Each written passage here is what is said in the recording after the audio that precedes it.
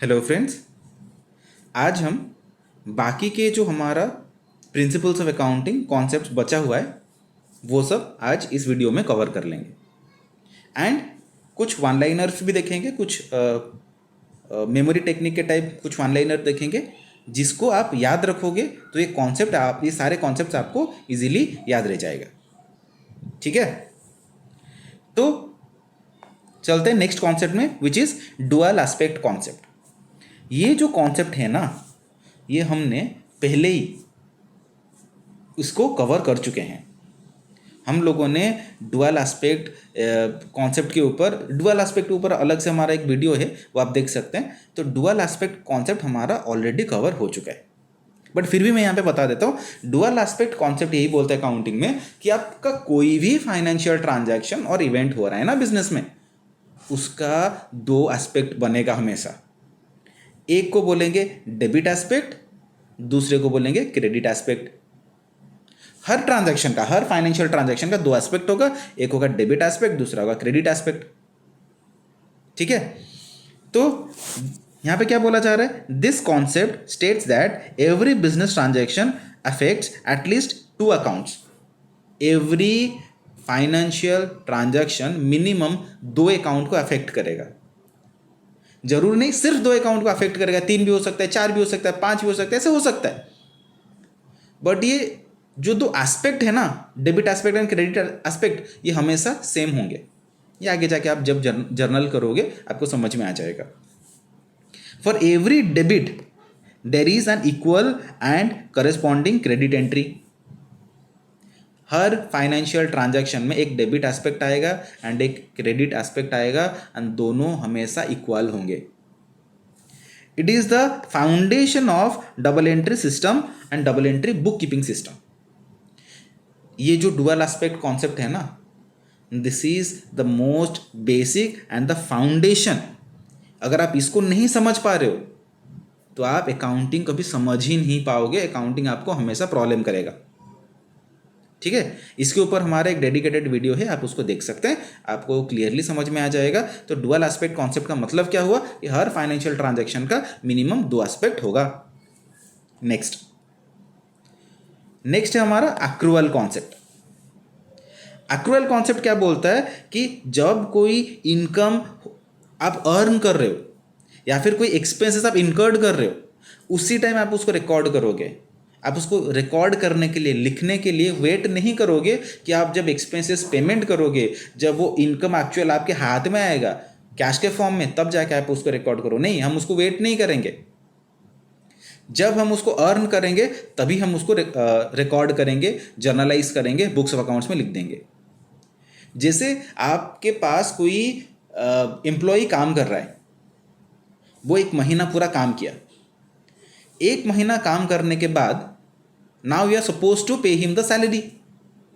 Suppose वो पूरा 30 दिन अच्छे से काम किया, एक तारीख से लेके 30 तारीख तक उसने अच्छे से काम किया एंड अभी उसका सैलरी बन रहा है सपोज 30,000। तो सपोज आपने उसको ये बोला कि जो 30,000 आपका सैलरी है ना, मैं आपको पेमेंट करूंगा, बट मैं उसको 5 दिन बाद पेमेंट करूंगा या फिर 10 दिन बाद पेमेंट करूंगा। ठीक है, आप कर सकते हो, कोई प्रॉब्लम नहीं है। बट जब महीना खत्म हुआ, आपको इतना पता चल गया कि भाई मेरे को सैलरी पेमेंट करना है। क्यों? क्योंकि मुझे ऑलरेडी उस एम्प्लॉय से बेनिफिट मिल चुका है, सैलरी ड्यू हो चुका है, उसको मुझे देना है। तो मैं उसी टाइम उसको एज एन एक्सपेंडिचर रिकॉर्ड करूंगा। ठीक है, मैं वेट नहीं करूंगा कि जिस दिन मैं उसको सैलरी पेमेंट करूंगा उसी दिन रिकॉर्ड करूंगा। नहीं, जिस दिन वो आइटम ड्यू हो गया ना उसको पेमेंट करने के लिए, उसी दिन हम उसको रिकॉर्ड करेंगे। वैसे ही हमारा अगर कोई इनकम हमें मिलने वाला है, जिस दिन वो इनकम ड्यू हुआ उसी दिन हम उसको रिकॉर्ड करेंगे। हम वेट नहीं करेंगे कि वो जब हमारे हाथ में आएगा तब जाके हम उसको रिकॉर्ड करेंगे। नहीं, जिस दिन वो ड्यू हुआ उसी दिन हम उसको रिकॉर्ड करेंगे। ठीक है, देख लेते हैं। अंडर द एक्रूअल कॉन्सेप्ट, एक सेकेंड, हाँ, under the accrual concept revenues are recognized when they are earned, not when cash is received. Cash जब रिसीव होगा तब रिकॉर्ड करेंगे, ऐसा मैंडेटरी नहीं है। कैश जब रिसीव होगा हम कैश रिसिप्ट का एंट्री करेंगे, हम ये बोलेंगे कि हाँ ठीक है हमें पैसा मिल गया। बट जिस दिन वो अमाउंट ड्यू हुआ हमें मिलने के लिए, हम यही बोलेंगे कि भाई हमारा इनकम हो गया एंड हमें बाद में वो पैसा मिलने वाला है। जिस दिन मिल जाएगा हम बोल देंगे कि वो जो मिलने वाला था वो मिल गया। ठीक है। एंड एक्सपेंसेस के लिए क्या हुआ, expenses are recognised when they are incurred, not when cash is paid. जिस दिन हमें पता चला कि सैलरी ड्यू हो गया कि हमें पेमेंट करना है, उस दिन हम रिकॉर्ड कर देंगे कि भाई एक्सपेंसेस हो गया, अभी उसको पेमेंट करना है। एंड जिस दिन हम उसको पेमेंट एक्चुअल में करेंगे उस दिन बोलेंगे कि जो बकाया सैलरी था ना उसको हमने पेमेंट कर दिया। ठीक है। This gives a more accurate picture of profit for the period. Profit का जो कैलकुलेशन होगा वो प्रॉपर हो पाएगा एंड सही तरह से हो पाएगा, वहां पे कुछ एरर रहेगा नहीं। ठीक है। Next, matching concept. Matching concept का मतलब क्या? मैचिंग कॉन्सेप्ट बोलने से पहले मैं आपको ये याद दिला दूं कि हमने गोइंग कंसर्न कॉन्सेप्ट पढ़ा। गोइंग कंसर्न कॉन्सेप्ट हमें क्या बोलता है कि जब आप अकाउंटिंग कर रहे हो आप हमेशा यही मान के अकाउंटिंग करोगे कि बिजनेस का जो लाइफ है वो परपेचुअल है, वो हमेशा चलने वाला है, वो इससे चलता जाएगा, वो कभी खत्म नहीं होगा बिजनेस। एंड क्योंकि बिजनेस का लाइफ बहुत लंबा है इसलिए हमने वो लाइफ को छोटे छोटे पार्ट में एक एक ईयर में डिवाइड किया, जिसको आप बोलते हो accounting period concept. And accounting period बनाने का ऑब्जेक्टिव क्या था कि हर साल हम बिजनेस का परफॉर्मेंस को मेजर करेंगे, हर साल हम बिजनेस का फाइनेंशियल पोजीशन को मेजर करेंगे। तो हर साल बिजनेस का जो प्रॉफिट आप कैलकुलेट करना चाहते हो तो प्रॉफिट आप कैसे कैलकुलेट करोगे? यू हैव टू सी कि आपका टोटल इनकम कितना हुआ उस एक साल में, उस एक साल में आपका टोटल एक्सपेंसेस कितना हुआ, खर्चा कितना हुआ, एंड वो इनकम को एक्सपेंसेस के साथ कंपेयर करना है। If the income is more than the expenses आप बोल सकते हो कि आपका प्रॉफिट हुआ। अगर आपका एक्सपेंसेस इनकम से ज्यादा है तो आप बोलोगे लॉस हुआ। तो मैचिंग कॉन्सेप्ट यही बोलता है कि expenses should be matched with the revenue, expenses shall be matched with the incomes, ताकि आपको ये पता चला आप एक्सपेंस एंड इनकम को मैच करोगे, देखोगे मैच करके कि कौन सा ज्यादा हो रहा है, इनकम ज्यादा तो प्रॉफिट, एक्सपेंस ज्यादा तो लॉस। ठीक है। तो the expenses of an accounting period should be matched against the revenues earned in the period. उसी साल का एक्सपेंसेस उसी साल का इनकम को कंपेयर करेंगे तो हमें पता चलेगा कि वहां पे हमारा प्रॉफिट हुआ या फिर हमारा लॉस हुआ। This ensures the profit is calculated accurately, expenses incurred to earn future revenue are carried forward as asset। ठीक है कि जो जो एक्सपेंसेस हमने किया है बट उसका बेनिफिट हमें फ्यूचर में मिलेगा, उसको हम फ्यूचर में दिखाएंगे। जो एक्सपेंसेस हमने करंटली किया जिसका बेनिफिट हमें करंटली मिल रहा है उसको करंट इनकम के साथ कंपेयर करेंगे। ठीक है। तो यहाँ पे एग्जांपल में क्या बोला है, company pays 1,20,000 as annual insurance premium on 1 October 2024। एक साल के लिए उसने 1,20,000 का प्रीमियम पेमेंट किया, बट वो पेमेंट कब कर रहा है? On 1 October. ठीक है। यहाँ पे मैं दिखा देता हूँ, सपोज यहाँ पे मैं कर रहा हूँ, उसने 1 अक्टूबर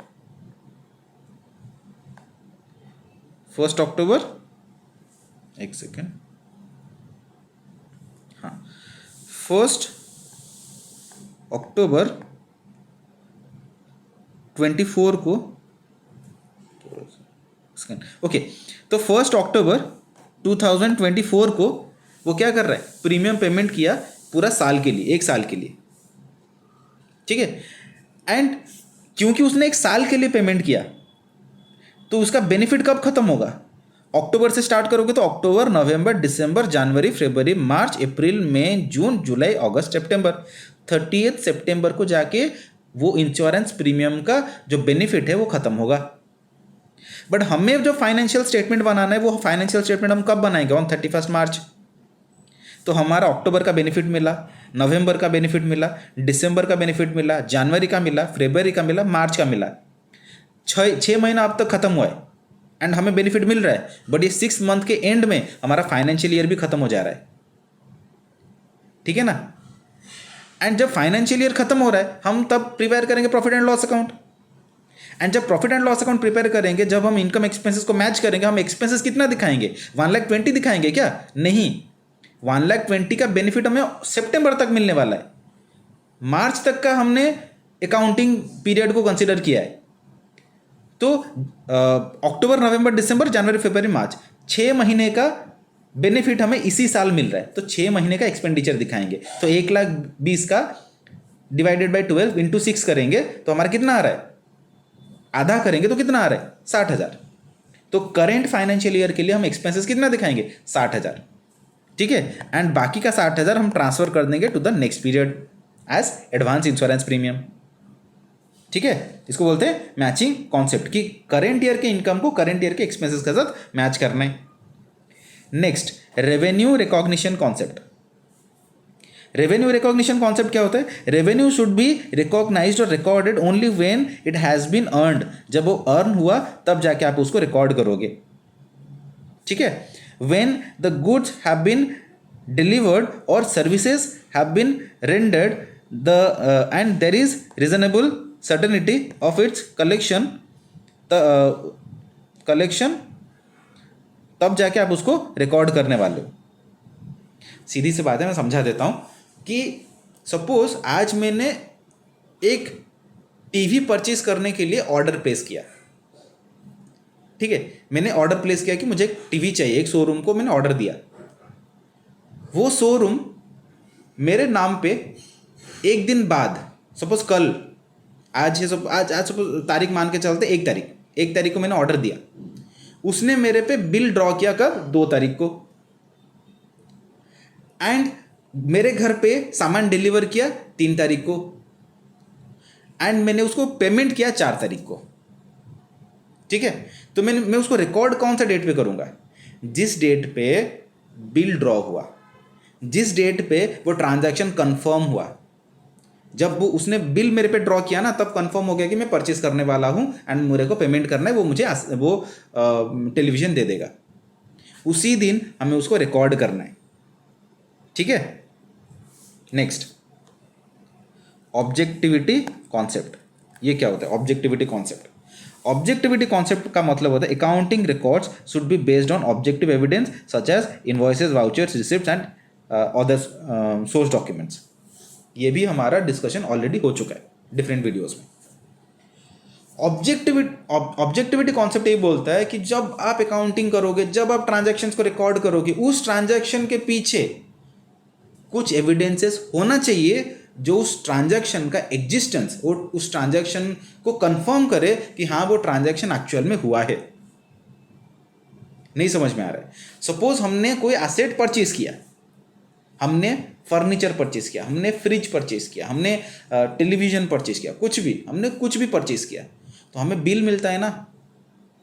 तो जब अकाउंटेंट परचेज ऑफ टेलीविजन का जर्नल एंट्री करेगा, उसको बुक्स ऑफ अकाउंट्स में लिखेगा कि भाई हमने टेलीविजन परचेज किया, वो कैसे लिखेगा? उसको कॉन्फिडेंस कहाँ से मिलेगा कि हाँ एक्चुअल में वो टेलीविजन परचेज हुआ है? उसको कॉन्फिडेंस कहाँ से आएगा? जब वो बिल देखेगा तब जाके उसको वो कॉन्फिडेंस आएगा कि हाँ एक्चुअल में परचेज हुआ है। ठीक है ना? तो जब भी हम कोई ट्रांजैक्शन को रिकॉर्ड करेंगे, उस ट्रांजैक्शन को प्रूफ करने के लिए उसके रिलेटेड डॉक्यूमेंट्स को हम वाउचर की तरह हम उसको स्टोर करेंगे।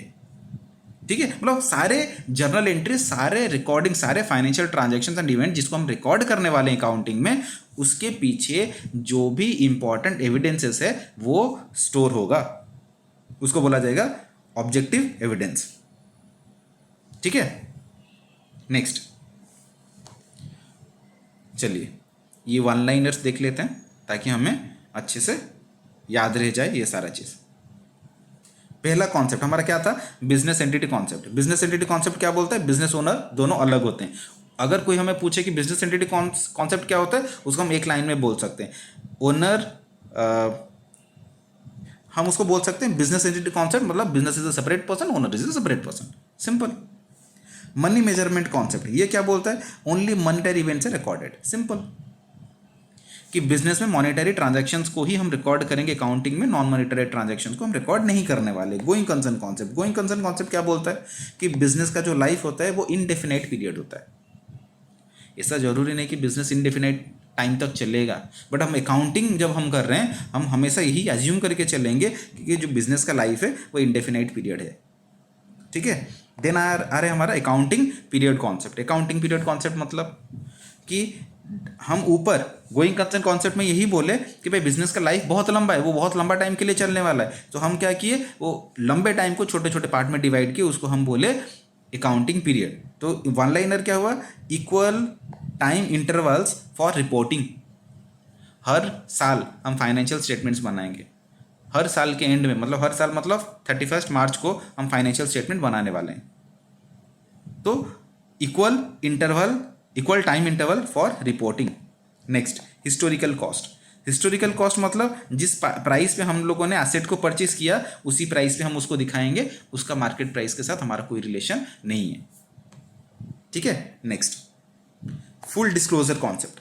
फुल डिस्क्लोजर कॉन्सेप्ट का मतलब क्या हुआ कि जो भी इंपॉर्टेंट इन्फॉर्मेशन, जो भी मटेरियल इन्फॉर्मेशन है उसको हमें फाइनेंशियल स्टेटमेंट में दिखाना है। जो नॉन इम्पॉर्टेंट आइटम है उसको हम ना लिखे तो चलेगा, बट मटेरियल आइटम को हमें दिखाना पड़ेगा, फुल डिस्क्लोज करना पड़ेगा। ठीक है। Next, conservatism. कंजर्वेटिज्म कॉन्सेप्ट क्या बोलता है, anticipate no future profit but provide for all possible losses. Anticipate no future profit but provide for all possible losses. Then consistency. Consistency क्या बोल रहा है, सेम मेथड एवरी ईयर, हमें unnecessarily changes नहीं करना है। चेंजेस हम तब करेंगे जब रिक्वायरमेंट होगा, जब better presentation of financial statement के लिए वो चाहिए होगा, जब लॉ बोलेगा चेंजेस करने के लिए हम तब चेंजेस करेंगे, अननेसेसरीली चेंजेस नहीं करेंगे। एंड अगर हम चेंजेस करेंगे तो हम उसको नोट्स टू अकाउंट्स में दिखाएंगे, फाइनेंशियल स्टेटमेंट उसको प्रॉपरली डिस्क्लोज करेंगे। Next, materiality concept. Materiality concept क्या बोलते हैं, only significant items need separate treatment. जो इंपॉर्टेंट आइटम होगा उसको सेपरेटली प्रेजेंट करेंगे, उसको सेपरेटली दिखाएंगे। सर हर चीज़ को हम अलग से नहीं दिखाएंगे, जो आइटम इंपॉर्टेंट नहीं है उसको अलग से नहीं दिखाएंगे। ठीक है। Next, dual aspect concept. Dual aspect concept बोलते हैं हर ट्रांजैक्शन का दो एस्पेक्ट होगा, one is debit aspect and दूसरा होगा क्रेडिट एस्पेक्ट। हर ट्रांजैक्शन का दो एस्पेक्ट होगा, debit aspect, credit aspect. Simple. Accrual concept.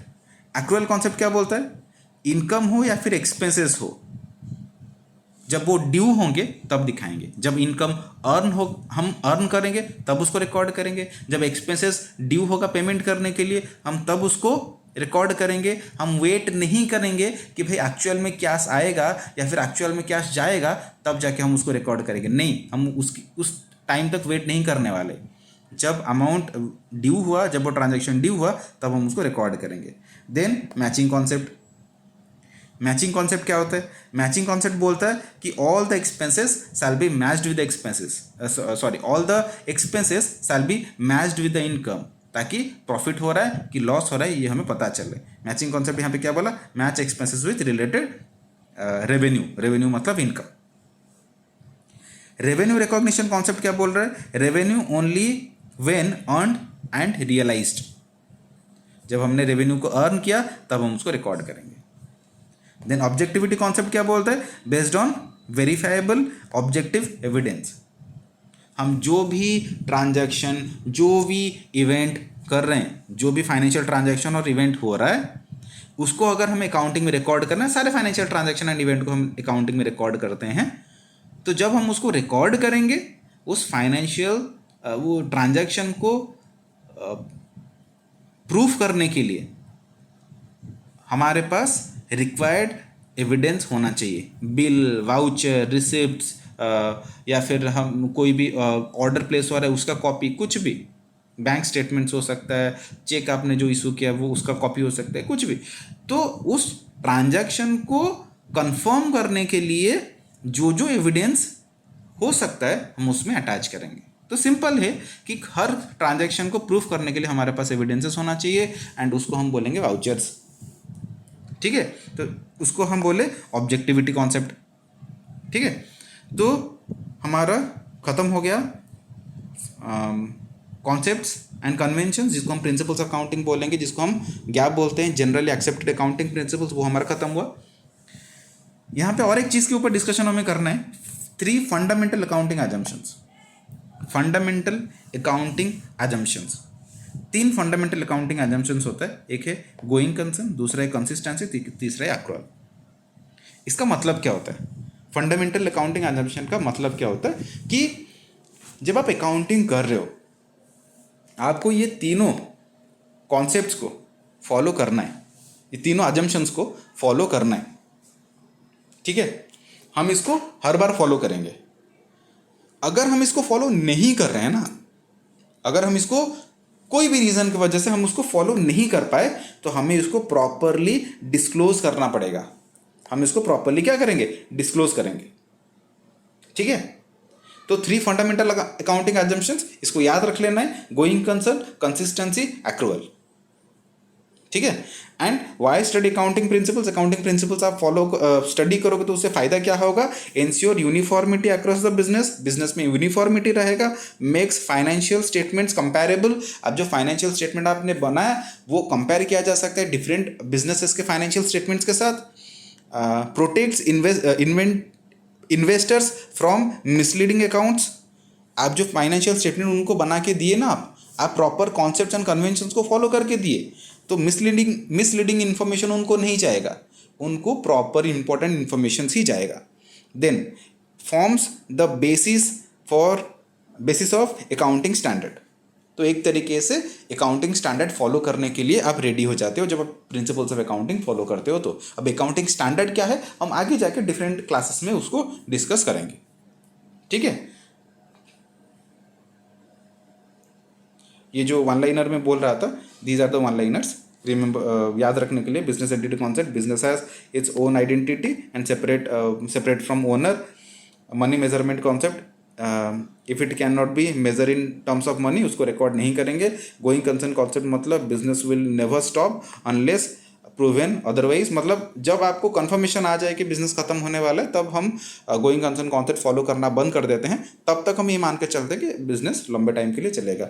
Accounting period concept क्या होता है, अकाउंटिंग पीरियड कॉन्सेप्ट हमारा कि गोइंग कंसर्न कॉन्सेप्ट को क्योंकि हम फॉलो कर रहे हैं इसीलिए हम अकाउंट जो उसका लाइफ को हम छोटे छोटे पार्ट में इक्वल ईयर्स में डिवाइड कर देंगे, एंड वो ईयर हमेशा स्टार्ट होगा 1 अप्रैल को एंड खत्म होगा 31 मार्च को। हिस्टोरिकल कॉस्ट में हमें एसेट को हिस्टोरिकल कॉस्ट पे रिकॉर्ड करना है। फुल डिस्क्लोजर कॉन्सेप्ट बोलता है कि कुछ भी छुपाना नहीं है, सब कुछ इंपॉर्टेंट आइटम को आपको दिखाना है। कंजर्वेटिज्म बोलता है कि वर्स्ट के सिनेरियो के लिए आपको प्रिपेयर्ड रहना है, आपको प्रोविजंस वगैरह बनाना है, बट फ्यूचर में जो प्रॉफिट होने वाला है उसके बारे में हम नहीं सोचेंगे। कंसिस्टेंसी बोलता है कि जो कॉन्सेप्ट जो मेथड्स आप फॉलो कर रहे हो उसको आप ईयर बाय ईयर फॉलो करते रहो, चेंजेस मत करो। मटेरियलिटी कॉन्सेप्ट बोलता है कि जो मटेरियल आइटम है उसी को ही रिकॉर्ड करो, इमटेरियल आइटम को आप क्लब कर दो या फिर मर्ज करके किसी के साथ दिखा दो। डुअल एस्पेक्ट कॉन्सेप्ट बोलता है हर ट्रांजैक्शन का 2 एस्पेक्ट होता है, एक होता है डेबिट एस्पेक्ट, दूसरा होता है क्रेडिट एस्पेक्ट। ठीक है, एक्रूअल कॉन्सेप्ट बोलता है कि जब ट्रांजैक्शन ड्यू हो रहा है तभी उसको रिकॉर्ड करेंगे, जब इनकम अर्न हो रहा है या फिर एक्सपेंसेस इनकॉर्ड हो रहा है तभी जाके उसको रिकॉर्ड करेंगे। हम पेमेंट के लिए या फिर रिसीव क्या एक्चुअल कैश आ रहा है या फिर जा रहा है उस टाइम तक हम वेट नहीं करेंगे, जिस दिन वो ड्यू हुआ उसी दिन हम उसको रिकॉर्ड करेंगे। मैचिंग कॉन्सेप्ट क्या बोला कि all the expense R B matched with the incomes, की इनकम को एक्सपेंसेस के साथ मैच करेंगे, तब जाके हमें पता चलेगा कि हमारा प्रॉफिट हो रहा है कि लॉस हो रहा है, एंड ये हम हर साल करने वाले हैं। रेवेन्यू रिकॉग्निशन कॉन्सेप्ट क्या बोल रहा है कि जब आपको कंफर्मेशन आ जाए तब जाके आप उसको रिकॉर्ड करोगे आपके इनकम के हिसाब, इनकम मान के। ऑब्जेक्टिविटी कॉन्सेप्ट बोल रहा है कि आप कोई भी ट्रांजैक्शन रिकॉर्ड करोगे उस ट्रांजैक्शन के साथ आपके पास कोई इन्वॉइसेस, कोई वाउचर्स, कोई बिल वगैरह होना चाहिए, कुछ डॉक्यूमेंट्स वगैरह होना चाहिए जो वो ट्रांजैक्शन को प्रूव कर सके एक्चुअल में वो ट्रांजैक्शन हुआ है बोल के। ठीक है, तो यहाँ तक हमारा प्रिंसिपल्स ऑफ अकाउंटिंग खत्म हो गया। आई होप आप लोगों को अच्छे से समझ में आया होगा। तो आगे वीडियोस में हम और भी डिफरेंट चीज़ें पढ़ने वाले हैं। थैंक यू सो मच, मिलते हैं नेक्स्ट वीडियो में।